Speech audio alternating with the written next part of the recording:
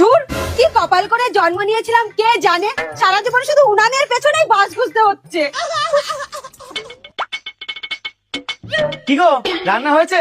খেতে দাও। হ্যাঁ নিশ্চয়, আসুন, আপনার জন্যই তো আমি এখানে বসে আছি। কি ব্যাপার, হঠাৎ রেগে যাচ্ছ কেন? রাখবো না তো কি করব, তোমাকে ফুল বেল পাতা দিয়ে পুজো করব। যা বাবা, আমি আবার কি করলাম? কি করলাম না, এই তোমার জন্য, শুধু তোমার জন্য আমার সব স্বপ্নগুলো ধুলোয় মিশে গেছে। আমার কত স্বপ্ন ছিল, বিয়ের পরে সুন্দর একটা রান্না ঘর পাবো, যেখানে ছাওয়ায় বসে রান্না করব, বাস গুজতে হবে না। আর তুমি আমার বাবাকে ফুসলিয়ে ফাসলিয়ে আমাকে বিয়ে করে আমার সব স্বপ্নে ফিনাল ছড়িয়ে দিয়েছো।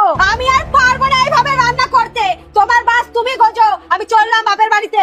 আরে শোনো, আরে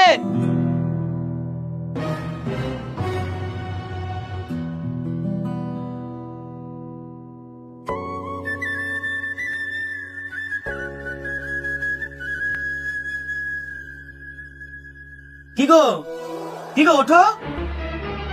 তুমি এইখানে? চলো, আমি তোমার জন্য স্বপ্নের রান্নাঘর বানিয়েছি, তোমাকে আর রোদ্দুরের মধ্যে বসে বাস বুঝতে হবে না। সত্যি? আমি কোনো স্বপ্ন দেখছি না তো? তাড়াতাড়ি চলো। মা, মা, তোমার জামাই রান্নাঘর বানিয়েছে।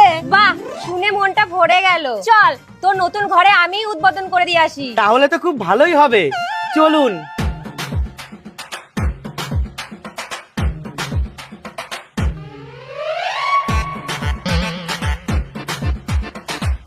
এই যে তোমাদের রান্নাঘর,